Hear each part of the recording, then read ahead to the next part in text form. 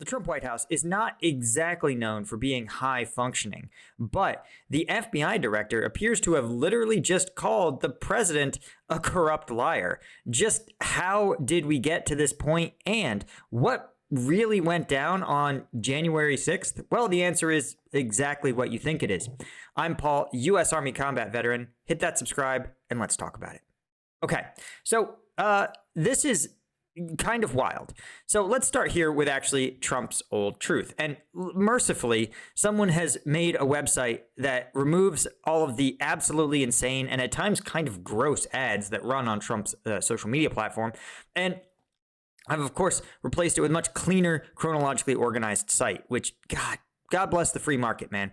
Someone's out here doing the right thing. So Trump tweeted 2 days ago, he said, it was just revealed that the FBI had secretly placed, against all rules, regulations, protocols, and standards, 247 FBI agents into the crowd just prior to and during the January 6th hoax, right? Now, you may think to yourself, that's kind of weird. An event that didn't happen, somehow the FBI showed up there, right? Now, he says this is different from what Director Christopher Wray stated over and over again. That's right. As it turns out, FBI agents were at and in the January 6th protest. Then Trump adds, probably acting as agitators and insurrectionists, but certainly not as law enforcement officials. He says, I want to know each and every one of those so-called agents and what they were up to on that historic day. Many great American patriots were made to pay a very big price only for their love of country. I owe this investigation of dirty cops and crooked politicians to them. Christopher Wray and the director of the FBI has some major explaining to do. Right. Then he says that's 2 in a row. Comey and Wray caught lying. With our great country at stake, we can never let this happen to America again.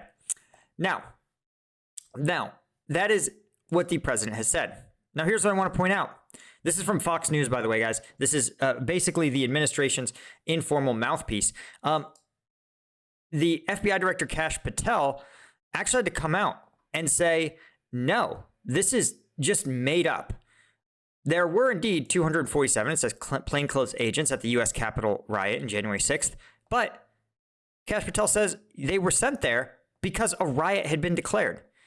Quote, this is directly from Kash Patel himself. He said, quote, agents were sent into a crowd control mission after the riot was declared by Metro Police, something that goes against FBI standards. This was a failure of corrupt leadership that lied to Congress and the American people about what really happened. He added, thanks to agents for coming forward, now uncovering the truth. We're fully committed to transparency, justice, and accountability. Now, here's the thing. If there were there's a huge difference between the FBI agents were told, hey, there's an emergency riot that has been occurred and rioters have breached the Capitol, and the FBI agent, against rules and regulations, right, generally, were sent in on an emergency basis. That's pretty clearly what happened. They were plainclothes because they literally were not told this was happening. This was an emergency.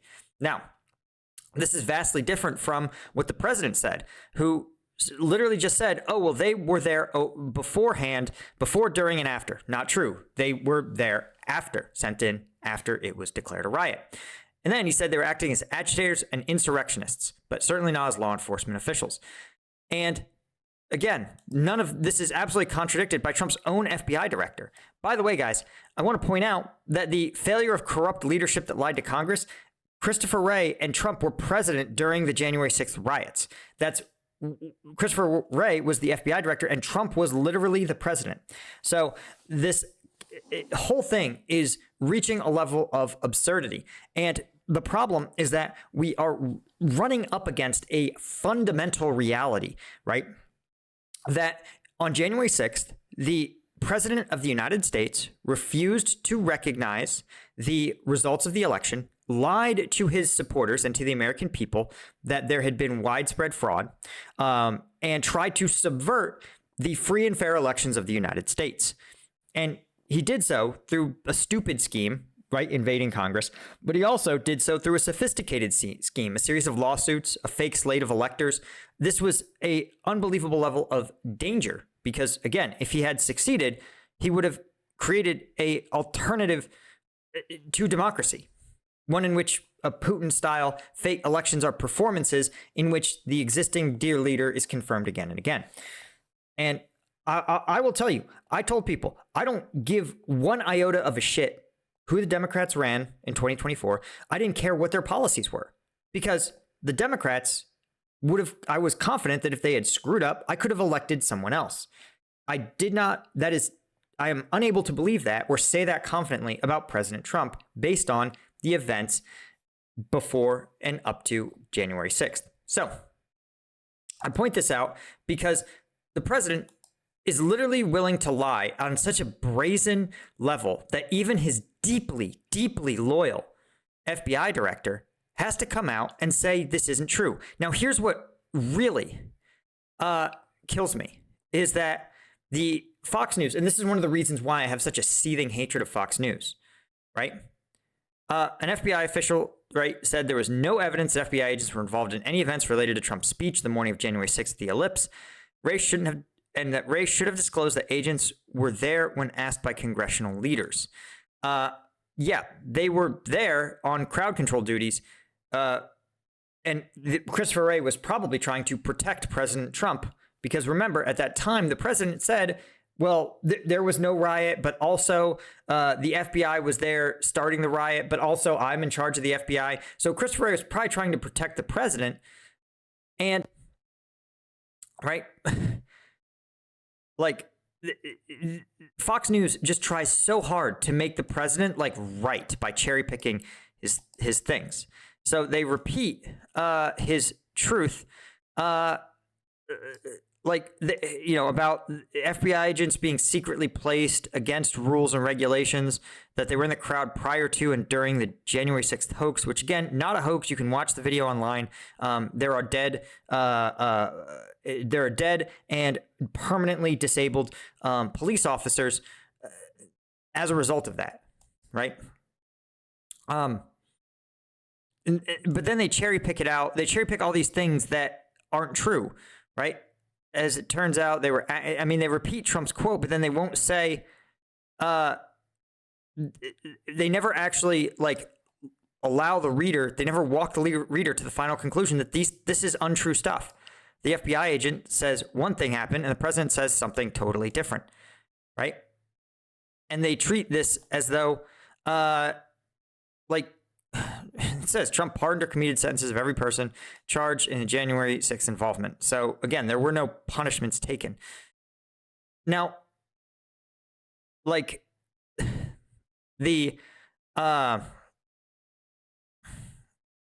insanity, I think, about this is that this entire thing is just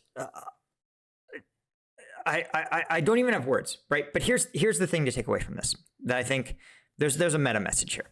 Yeah, the president doesn't know what he's talking about. We know that. The president has perpetrated a systematic and repeated lie about what happened on January 6th, and the American public simply forgets about it. They somehow give him a pass, right? It's somehow like the Epstein files, right? You can be Epstein's best bud, but because they say, oh, it was 10 years ago, somehow it doesn't apply. Like, as though, would you let your kids around Epstein to be like, he was convicted 10 years ago? Like, okay, would you put your kids around Epstein? Would you leave your children alone with known Epstein associates like Donald Trump? I wouldn't, right? But somehow the American public goes, well, January 6th was 4 years ago. Trump's a different person now. Now he loves American elections and norms. Okay, dude, sure. But there's a deeper question. There's a deeper problem here. And this is sort of the fundamental rot of the Trumpverse. And this is the fact that these kind of movements, the reason Donald Trump's own lack of sophistication and his own pettiness and his own lack of political instincts, his own sort of knee-jerk cruelty is actually his own worst enemy, right? If he was Nixon, he would understand that there's a bright line between insider loyalists and outsiders. Vladimir Putin understands this, right? His true loyalists, even when they are no longer tenably able to serve him, he doesn't totally liquidate them, right? His true insiders, he puts them out to pasture, right? And if you're inside the Vladimir Putin circle, you get rewarded. Your loyalty remains perfect, even if you miscalculate. Vladimir Putin understands people sometimes miscalculate. The contrast is that if you're someone like Christopher Wray, who tried to defend the president, who said the president never put any FBI agents there, none of this ever happened, that you are going to get cooked sooner or later. Look, James Comey really went to bat for the Trump administration. Look, 3 days before the election, he announced the sweeping investigation into Hillary Clinton, like playing directly into President Trump's hands. That is a phenomenal act of loyalty, probably delivering Trump the White House. And what did he get for it? He got kicked in the fucking teeth by Trump, right? He's getting indicted. Christopher Wray, Trump said, Comey and next, now Wray, like he's literally said, I'm going to indict my own FBI director. Here's the problem. He says that's 2 in a row, Comey and Wray, who got caught lying.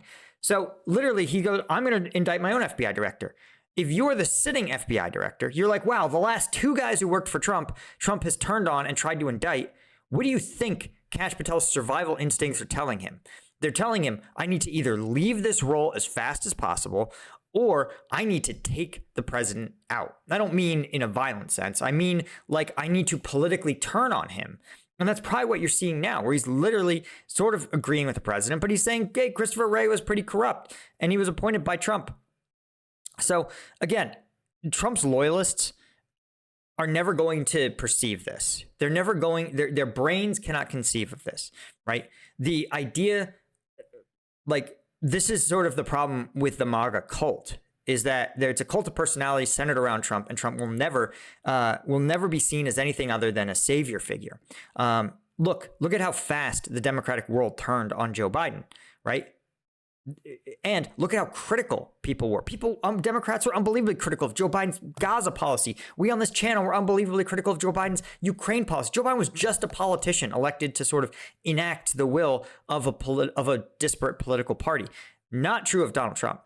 Donald Trump can make no mistake to the MAGAverse. And to his supporters, he's incapable of making a mistake. And so it, in some ways, may not matter that his own FBI director said, hey, you're corrupt and you've tried to indict every single FBI director you've had. It's not going to make a difference. Something's going to happen. Trump's going to look bad. He's going to blame Kash Patel. He's going to try to get Kash Patel indicted. That's just how it is. That's just how he is. So again, there's no such thing as loyalty in the MAGAverse. It just doesn't happen.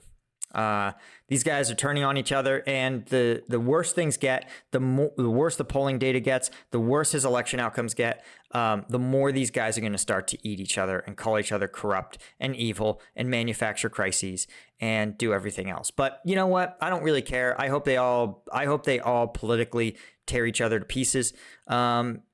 Because they're all actively working to protect whatever person is in the Epstein files, whatever very important person who clearly had extensive contacts with Jeffrey Epstein, still sitting in those files somewhere, and they're working really hard to protect him, which is weird because the president said it's a hoax. So surely releasing all those files would, of course, reveal the hoax to everyone.